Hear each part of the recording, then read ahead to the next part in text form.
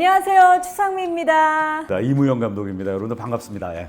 네, 안녕하세요. 저는 필름포럼 영화관 대표 성현 목사입니다. 네. 왜 모인 거죠? 근데 저희가? 아니 그것도 모르고? 네, 추상미 이무영의 시네마 브런치입니다. 네, 저는 좀 한번 써봤어요. 저희 시네마 브런치의 앞으로의 비전? 네네. 기독교적 시선으로 영화를 보면서 우리 크리스천들이 세상을 보는 마음의 문을 열어주는 시네마 토크쇼. 괜찮나요? 그러면서 먹기도 하고. 아, 그렇죠. 그래서 샌드위치로. 네, 좋습니다. 이제 앞으로 저도 먹을 거 사와야 되는 그럼요. 거예요? 설렁탕 당번을- 같은 거 사와도 돼요? 국물 흘리면서. 막 사운드로 트림 소리 이런 거 들리면 좀 곤란할 것 같습니다. 저희 이제 브런치를 먹으면서 영화를 보기 전에 오늘 영화 어떤 영화부터 저희 시네마 브런치 파트너인 첫 번째 영화 좀 소개해 주시겠어요? 이 영화는 그 깐느에서 이 감독이 이 영화를 가지고 황금종려상을 받았으니까 굉장히 그 작품적으로 전 세계적으로 많은 평가를 받은 영화인데 네. 나 다니엘 블레이크라는 네. 영화예요. 아우. 감독님 소개를 먼저 해주세요. 저 제가 누군지? 네. 아니요. 캔너치가. 펜로치 감독. 이무영 감독을 소개부터 소개하고. 이분이 정말 훌륭한 감독이고요. 네. 지금 나이가 30년대 중반생이니까 36년생으로 알고 있어요. 근데 사회 참여적인 태도의 작품을 많이 만들었고 보리밭을 흔드는 바람. 오르바체를 흔드는 바람이 그 이제 깐느 첫 2000년대 번째 중반이었죠. 네네. 그 영화로 이제 깐느에서 황금종려상을 맞아요, 받았는데 그리고서는 이제 한 십수년이 지난 다음에 2016년으로 알고 있어요. 네. 오늘 여러분들과 함께하는 나 다니엘 블레이크는 또다시 깐느에서 이제 황금종려상을 재패했는데 저는 항상 이렇게 상을 받았다고 해서 막 좋게 얘기하고 이런 거는 좀 그렇거든. 호들갑 같고 사람이 중심이 되는 그런 영화를 만드는 감독이라고 생각합니다. 감독님 이력이 되게 독특한 게 2014년인가 한번 은퇴를 선언했어요. 나 영화 안 하겠다 이제. 네네. 은퇴를 선언했다기보다 네. 아무래도 좀 나이가 들면 우리가 다 힘이 붙이지 않겠어요. 그렇죠. 저는 뭐 환갑도 아닌데 이미 붙이는데 80 정도 되면 살기 힘들죠.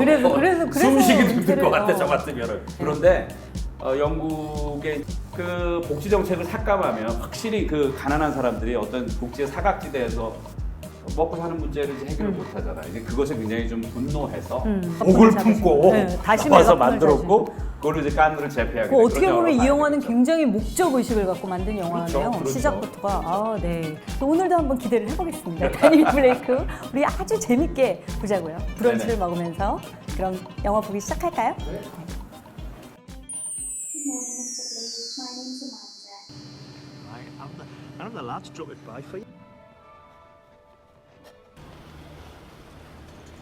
Right, well, if you've been deemed fit for work, your only option is job seekers allowance. Well, can you give me a form for, job seekers allowance and then an appeal form for employment and support? You have to apply online, sir.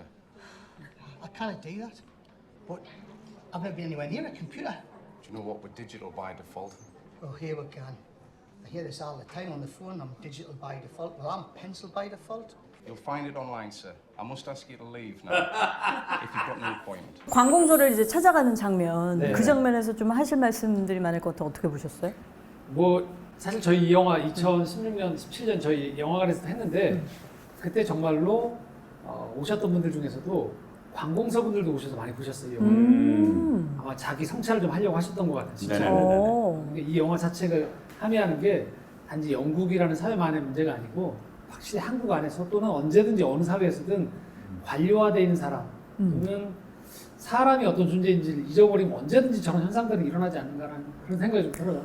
저는 이 장면 보면서 어머니 생각이 너무 나는 거예요. 제가 엄마를 스마트폰을 생신 선물로 사드렸는데 계속 진짜 딱 100번 말씀드린 것 같아요. 사용법을. 근데 계속 모르시겠다는 거예요. 그러더니 나중에는 안 되겠다, 나 이거 못 쓰겠다. 그냥 옛날 폰으로 바꿔줘. 그래서 90폰을 다시 바꿔드렸는데 나는 그냥 나한테 익숙한 게 제일 좋아. 그러시는 거예요. 그런데 대는 오죽하겠습니다. 저 어르신이 평생 벗삼아온 연필로 자기의 살아온 이력서를 쓰는 게 얼마나 자연스러운 일이에요. 그렇죠. 근데 그걸 컴퓨터로 하라는 거죠. 말이 안 되죠. 왜냐하면 대는 평생 목수였잖아요. 한 번도 자기 일을 소홀히 한 적이 없고 열심히 일하고 그 아내와 함께 가족을 건사하고 그리고 또 세금도 항상 제때제때 잘 내고 그럼 그 사람이 열심히 내가 목수일을 했는데 언제 컴퓨터를 배우고 그랬겠어요. 그러니까 여기도 당연히 이 사람이 서류를 만드는 데 있어서 다 컴퓨터 온라인으로 하는 게 아니고 실제 연필로 써서 접수할 수 있게 배려가 돼 있어야죠. 근데 좀 더 이렇게 사회적인 어떤 시선, 문제로 볼 때 이 노령화 인구가 늘어나면서 네. 어쩔 수 없이 내가 계속 일하기 위해서 어르신들도 공부해야 되고 컴퓨터를 해야 되고 근데 되게 도전이 있고 열정이 있는 분들은 가능한데 사실은 옛날 거 좋아하는 사람들 있잖아요. 전통 지키고 싶고 그런 분들이 어르신 중에 훨씬 더 많으신 것도 사실인데 코로나 보면서도 그렇고 선진국이라는 것이 무엇인가에 대한 환상이 좀 깨지잖아요. 성경적인 의미에서 보면서의 선진국이라는 건 약자를 어떻게 대하느냐의 그렇죠. 태도가 네네. 그 나라의 격 또는 공동체의 격을 좌우하는 게 아닌가 싶은 생각이 좀 들고 그래서 정말 지금 얘기한 대로 저희의 숙제가 얼마만큼 기술이 발전했느냐도 정말 중요하지만 어떻게 하면 이 부분들을 약자들 또는 격차가 심해지는 부분들 어떻게 줄여나갈까. 좀 네. 진지한 질문이 있는데 네. 제가 이 장면 보면서 기술의 발전 말하자면 정말 이 테크닉 네. 뭐가 새로운 게 계속 막 신형이 나오잖아요. 그러면 막 너무 환호하고 좋아하고 이 기술의 진보라는 거 있잖아요. 이게 하나님의 뜻인가요? 그렇게 어려운 질문을 너무 아니, 어렵죠? 어렵지 않죠. 아니 근데 너무 네. 나는 궁금해. 네. 이게 정말 왜냐면 크리스천들조차도 질문하지 않아요. 이게 아니, 정말 하나님 뜻인가요? 하나님은 기뻐하시죠. 기술 기뻐하세요? 발전, 대신에 그 발전한 기술을 어떻게 쓰느냐 여부인 거죠. 그런 얘기 있잖아요. 세탁기가 발명됨으로 인해서 여성들이 삶이 굉장히 달라졌다고 편리해졌다. 하잖아요. 그 세탁에 들어가는 시간이 굉장히 달라지는 것처럼 사실은 기술이 발전되어지는 건 굉장히 좋은 거죠. 근데 한편으로는 노예가 될 수도 있잖아요. 그러니까 어떻게 그걸 쓰느냐의 문제인 거죠. 그래서 얘기한 대로 과학과 신학이 같이 가야 되고 어떻게 보면 기술의 발전과 종교가 같이 가야 되는 이유가 거기에 있는 것 같아요. 과학이 발전하는 것 자체를 가지고 저희가 이건 너무 아니야라고 하기보다는 따라오지 못하는 약자들을 어떻게 커버할 수 있는가, 배려할 수 있는가에 대한 거기까지도 그 기술이 가야겠죠. 저는 이렇게 생각합니다, 목사님.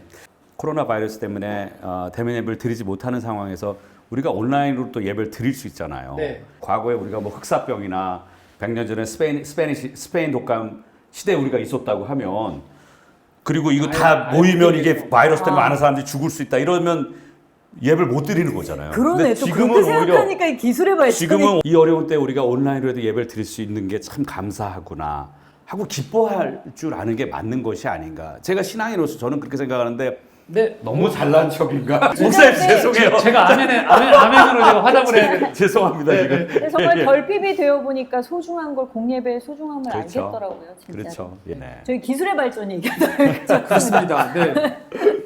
이왕이면 저희가 그 요즘 뭐 오디오북도 유행인데 매번 저희가 영화 볼 때마다 좀 좋은 책 한 권씩 저희가 선정해서 함께 이 시간들 나누면 어떨까 싶어서 책을 한 좋아요. 권 좀 추천하려고 하는데요. 목사님께서 어떤 책인가요? 네네네.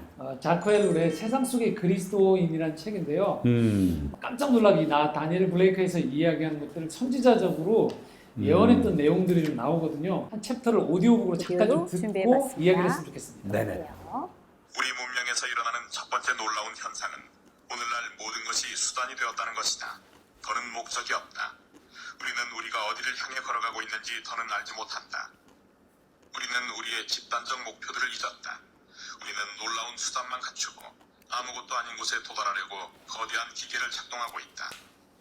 이처럼 인간은 인류의 행복을 만든다는 거리낌 없는 양심에 속아서 수단이라고 하는 현대 우상의 도구로 변형되었다. 고삐 풀린 수단의 이 끔찍한 순환 속에서 누구도 더는 어디로 가는지 모르며 목표는 잊혀졌고 목적은 뒷전으로 밀려났다. 네. 네. 어렵네. 어렵네. 어려운가요? 이거 네, 목사님 설명을- 정말 목사님의 해설. 이거 저 외국어 같아요. 아유. 지금 설명을 해주셔야 될 것 같아요. 네, 아주 여기서 이제 인상 깊은 단어가 고삐 풀린 수단이라는 표현 쓰죠. 네네네.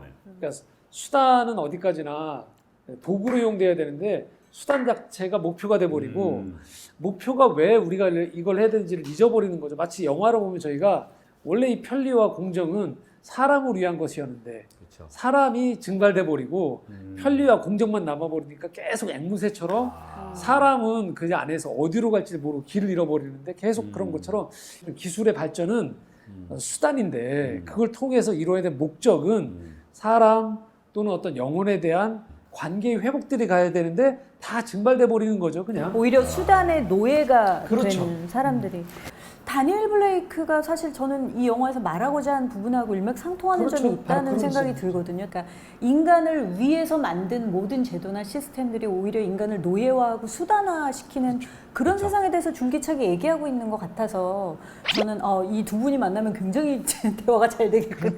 아마 이 영화 보시고 또 이 책 한번 또 관심 있으신 분들은 오디오북으로 들으셔도 좋고 또는 한번 책으로 직접 접해보시면 밑줄 부분들이 아주 많은 것 같아요. 그러면은 그 세상이 만약 그렇게 간다고 치면요, 그 크리스찬은 거기서 어떤 역할을 해야 될까요? 어떤 역할을?